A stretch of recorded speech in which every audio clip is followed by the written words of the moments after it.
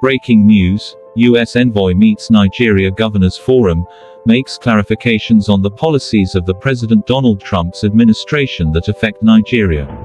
During the meeting, the U.S. envoy addressed a number of issues, ranging from the presidential order to halt the USAID program, deportation of illegal immigrants, the claims of Boko Haram and other dreaded terrorist organizations being sponsored and funded by the U.S. government, etc. He further reiterated the commitment of the U.S. government to a healthy and friendly bilateral relationship with Nigeria. Watch the details.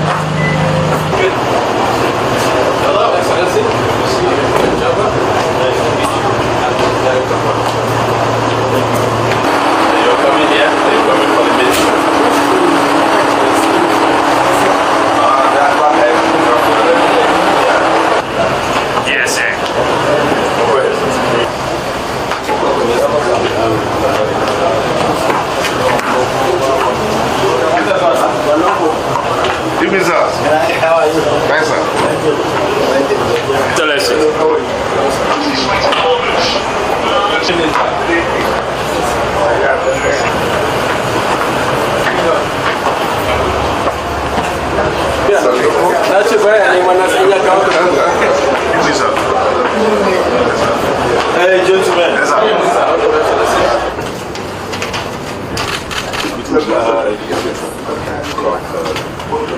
No, she's here.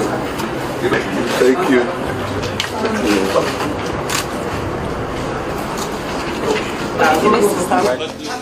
Here.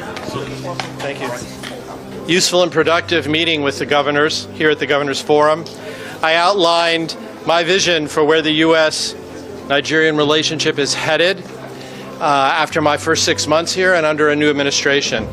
I explained to them we're going to be focusing on 4 key priorities over the coming years. The first is how to improve the business environment so there's more trade between the United States and Nigeria, more investment on both sides. Second, a new renewed focus on improving transparency, accountability in this country, how to fight corruption, empower Nigerian voices that are fighting for more transparency here. Third, we want to be more engaged at the subnational level, at the state level, and with the local governing authorities. That's, I think, an area where the embassy needs to do a bit more engagement as we develop our programs and our assistance. And lastly, we talked about our healthcare programs, because our healthcare programs are a large part of U.S. assistance to Nigeria, and as those programs are succeeding, as less people have HIV, as polio vaccinations have helped eradicate polio, we want to start transitioning those programs, keep them sustainable, and turn them over to the Nigerian government at the federal level, at the state level. So how do we keep our health programs sustainable and transfer it over to the Nigerian government so they can run them and make them more effective in a new healthcare future? So that's what we talked about, that vision. And with that, I'm happy to take some questions. We'll take the first question from AIT. AIT. Now, can you throw more light on your collaboration with the subnational level? Certainly. What we'd like to see is, I think, more direct engagement at the state level, our programs more focused on the states. We'd like to help develop capacity of the states and the local governing authorities. I think this is partly driven by the Supreme Court decision last summer that is going to give, I think, the LGAs, if this unfolds the way we think it will, perhaps some more authority, more fiscal responsibility. So we want to help the LGAs transition, take on this new responsibility and make sure they can work well with the states. Based on our experience in the United States, where we have a federal system too, and where one of our governing principles is the most effective government is the government that's closest to the people. Let me clarify one thing. Right now, the new administration has put in a 90-day pause on our assistance. No assistance has been cut yet. No decisions have been made about the future of our assistance. In fact, Secretary Rubio has said, this is not about ending foreign assistance to our partners and friends like Nigeria. It's about how to make the assistance more effective and how to make sure that it aligns with U.S. government policies and interests. So that's what this 90-day pause is for and our assistance. But I think many of you have seen, I hope, that there are waivers for our assistance that's life-saving, that provides humanitarian, life-saving assistance, whether that's to HIV patients or to mother and child nutrition needs or to internally displaced people. So that continues. Where we'll be in 90 days, we will know. All right, thank you very much. Can I answer the question about the Boko Haram? Let me be clear. There's no friend of Nigeria that has been stronger in its condemnation of the violence of Boko Haram and Boko Haram's contempt for human life than the United States.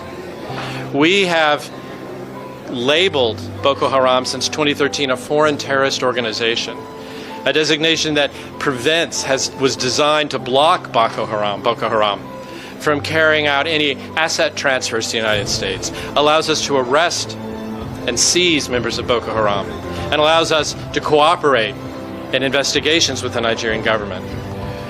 We, I can assure you, have policies and procedures in place to ensure that USAID funding, any of our assistance funding, whether it comes from USAID, the Department of Defense, the State Department, is not diverted to a terrorist group like Boko Haram. There's absolutely no evidence that I have seen that has occurred. And certainly if we ever had evidence presented to us that a program funding was being diverted to Boko Haram, we would immediately investigate, along with our Nigerian partners. And so I just want to be clear that when it comes to Boko Haram, the United States stands with Nigeria in wanting to rid this country of the scourge that organization represents. Thank you. Thank you. Thanks for watching. Kindly share your opinion on the comments section. Subscribe to this channel for more stories.